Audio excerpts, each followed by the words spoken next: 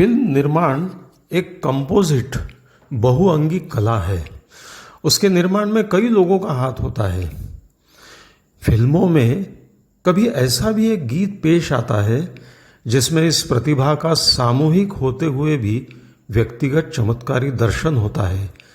मानो एक ही हीरे का हर पहलू अपने निजी रंगों से सराबोर चमकता हो। ऐसे गीत का आशय उन कलाकारों के भाव जीवन से इस तरह से जुड़ जाता है कि वो गीत अतीत की चट्टानों में खुदी नक्काशी की तरह सदा के लिए गढ़ जाता है। सन 1965 की फिल्म छोटी छोटी बातें का गीत था कुछ और जमाना कहता है। इस गीत में ऐसे ही 4 कलाकारों के जीवन रस का निचोड़ उतर गया है। इस फिल्म के लेखक, निर्माता, निर्देशक थे मोतीलाल, संगीतकार अनिल विश्वास, गायिका मीना कपूर और स्वयं अपने साथ इन तीनों महानुभावों के जीवन संक्रमण को जिसके शब्दों ने गहराई से नापा वो कवि थे शैलेंद्र। बोल थे, कुछ और जमाना कहता है, कुछ और है जिद मेरे दिल की, मैं बात जमाने की मानूं या बात सुनूं अपने दिल की। किसका सुनूं, औरों का या अपने मन का? प्रत्येक मानव जिस सवाल से जिंदगी भर जूझता है, ऐसे सवालों के चक्रव्यूह में लिपटे ये 4 अभिशप्त यक्ष। मोतीलाल हिंदी फिल्मों के इतिहास के सहज अभिनय का मानदंड थे। अपनी जिंदगी की आखिरी पड़ाव में उन्होंने इस फिल्म के निर्माण का मंसूबा रचा, मगर फिल्म पूरी होने से पहले मौत से हार गए। फिल्म की कथा मानो उन्हीं की जीवन कहानी। एक प्रौढ़ नायक अपनी सारी जिंदगी औरों के खुशी के लिए जीता है, मगर उसे सिला मिलता है मौत का। ये गीत जिस पर फिल्माया गया है वो थी नादिरा। मोतीलाल ने शोभना समर्थ और नादिरा से अपने निजी जीवन में जमाने की परवाह किए बगैर घनी दोस्ती निभाई और इस गीत की पंक्ति में उत्तर खोजा, कुछ और जमाना कहता है, कुछ और जिद है मेरे दिल की। इस गीत की गायिका मीना कपूर, जिसने परिजनों के प्रखर विरोध के बावजूद अपने से 20 साल बड़े अनिल विश्वास से विवाह किया, वो एक लोकप्रिय गायिका थी, मगर इसी गीत के साथ अपने करियर को खत्म कर पति की संगिनी बनकर दिल्ली चली गई। उसके सामने भी उस वक्त शायद यही सवाल रहा होगा, मैं बात जमाने की मानूं या बात सुनूं अपने दिल की।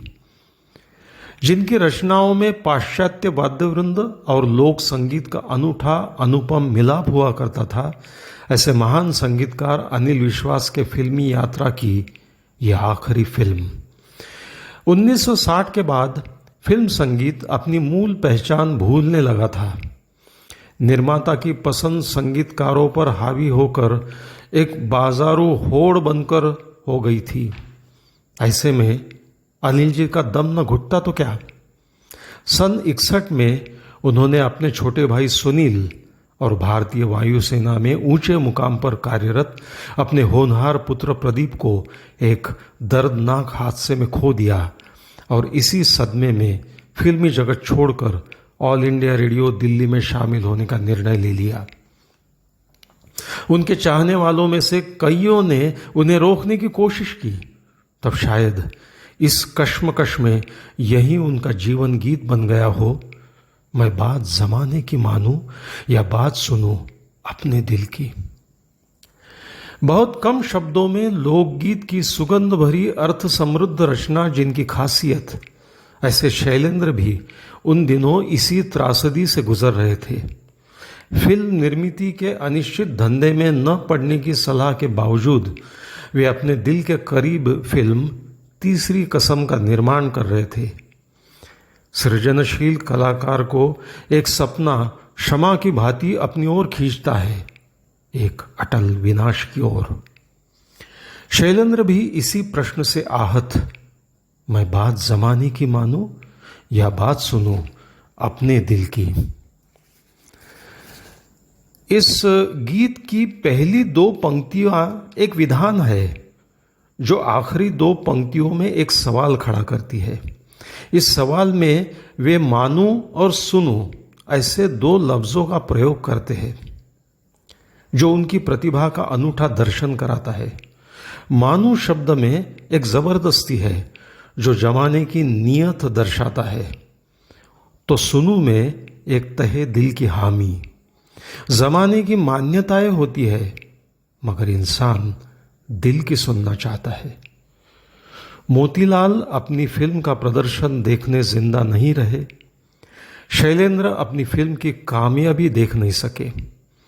अनिल विश्वास सिने जगत छोड़कर चल दिए। मीना कपूर अपना करियर।